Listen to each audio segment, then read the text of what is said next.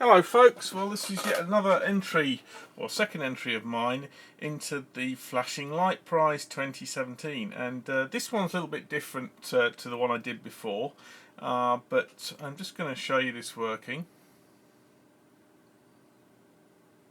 Now you might want to think, what is he doing? Well, this is a pulse detector, so it's actually detecting my the pulse rate in my finger, and that's how this is working. So that's what's determining the frequency at which it goes, and my pulse rate, I'm not a very fit guy, so it's faster than you get from an athlete, but it's round about the correct speed for this contest, which is between half a hertz and 2 hertz. So I think mine's probably about, I don't know, I would say probably 1.3 hertz, maybe 1.5 hertz, something like that. Anyway, but that's how we got it working. And so there's a little circuit here that obviously it depends on me having my finger actually just sitting there. My finger isn't sitting there. It can't detect the pulse, so it can't oscillate. Little circuit here, and it's powered by this 1.5 volt battery for this bit of a circuit, and then in here I've got a solid state relay, and that goes off to a mains light there. So I'll one other thing that I should say is this this box here has no function other than to, because the sensor that I'm using on my finger it's a light sensitive or infrared sensitive light. If I don't have this here, then unfortunately it feeds back. So I'll show you what happens there. If I start this going, there you go, and it feeds back. So what I do is I put that in the way, and then it doesn't feed back into the light sensitive thingy. So basically, as long as I can keep alive for more than 5 minutes, and assuming my pulse doesn't go outside of the half a hertz to 2 hertz range, which I don't think it will unless I start doing some vigorous exercise, this is my second entry. So let's talk about how this works. I'm just going to unplug the mains part of this because I'm going to start getting a little bit messy here. So there we go. It's now removed. Let's talk about what's actually in this circuit, and with that I'm just going to unscrew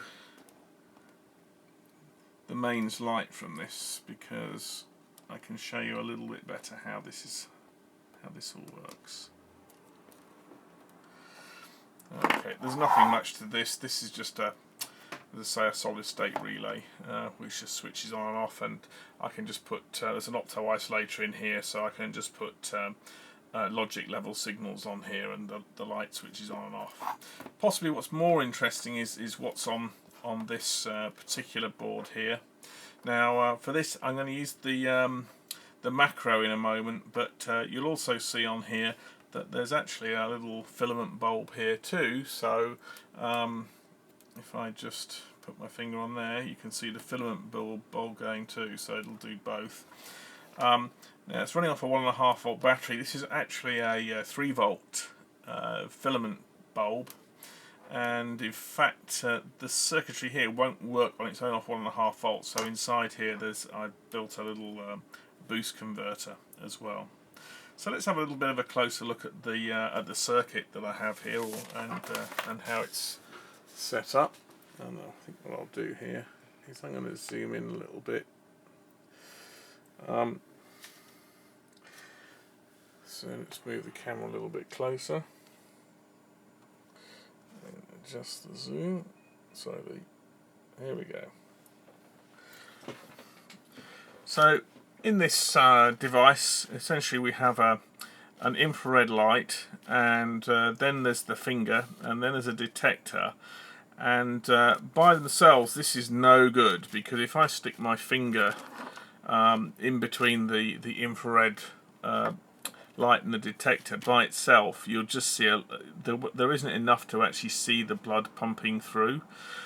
So what you have to do is you know that the finger is going to have the rate is going to be less than about 2.5 hertz, something like that, certainly less than 2 hertz, because generally people beat between around about 60 and 100 beats per minute. So what we do is we've got a low pass filter which is around about 2 hertz is the cutoff, and then we go to the light which flashes each time it sees a pulse. Now you can either do this by shining the light through the finger into the detector, or I actually found in my case when I was fiddling around with this, it was actually easier to reflect the light off the finger. So if you have a look on here, you can probably see here there is I'm going to see if we can get this in focus. I'm not using a autofocus here, I'm doing it manually. There we go. Okay, so you'll see here this is the detector and this is the emitter of light. So when I put my finger on it, excuse me, it reflects. And you'll notice I've also got a little bit of carb between them, and if you don't have the carb between them, this saturates, and so you don't see anything. If you actually look at the output of this on a scope, it just looks like noise. And when you put your finger on, you're thinking, well, you're never going to get anything out of that. But it's quite interesting. You can, by using this low-pass filter technique. Now, I'm going to let's just get the focus on again.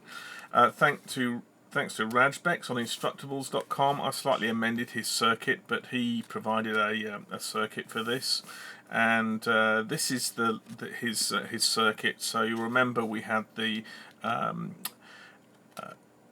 infrared emitter, which is just here. My finger then goes here, which reflects onto this photodiode, and there's some filtering here, which ensures that you're only looking at you're only interested in a very small frequency range. And by cascading these two filters, you improve the performance of these filters and get rid of lots more of the noise, as you saw when it was oscillating. And the only other bit to this is that this is what, instead of this, oh yes, what I should mention is that the bulb here, this is a little 3-volt miniature bulb that I was using. This was this little thing here, and there's not enough current on the output of the op amp, which is a Microchip MCP 6022, just had it in the parts bin. So what I've had to do is just use an NPN transistor as a switch. You can pretty much use any transistor. Just bear in mind that the on current of this bulb, so when it initially switches on, is a fair bit. So I'll probably put a 500 milliamp at least transistor in here, collect current. So that switches this light on. So the other thing is well, rather than just having this light, we wanted the nice big light, which was this thing here. So I took rather than taking it from the transistor, I took the output from the logic output. Essentially, I know it's an op amp, but this is an on or off, and for the way that it's configured. So this take the out, and then I put it into a solid state relay just here.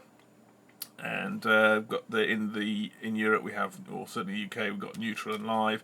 The 240 volt bulb is here, and this is a very simple solid state relay. And this relay actually says it needs to be between 4 and 10 volts control voltage. I'm only giving it 3.3, and that seems to work fine. So for the purpose of this, and there's one further thing. You'll know that I was running this off of a 1.5 volt battery. Well, that's this circuit just here, and this is just again had it in the parts bin, put it together. So let's have a little bit of a look at the actual circuit itself under the macro lens. Okay, so this is the circuit itself, and this is the bulb, the incandescent bulb that we were using there. See if we can. You can see it might be a little bit too bright. Actually, it's probably overexposed when I did that. Okay, right.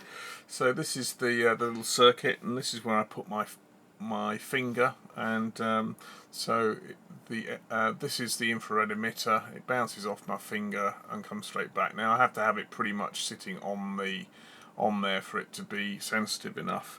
and that's a little bit of paper that we have sitting between them. And so just stick my finger on there, and everything works. This is the op amp. So where are all the other parts? Well, this is where all of those discrete little parts went. You'll see this is my regulator, which so I can feed it from a 1.5 volt source, and you'll see on the back of here there's a whole bunch, there's surface mount resistors and capacitors everywhere that allow us to do the low pass filtering. And this here is the output that I use, which goes to the solid state relay. If you want to use that, there you go. Nothing much to say about that. That's just a battery holder, and that's pretty much it. So anyway, I hope you like this entry. I'm just going to stick a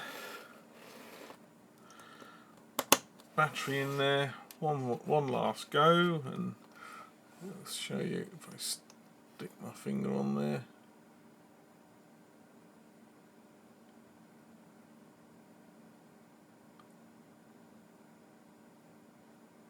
There.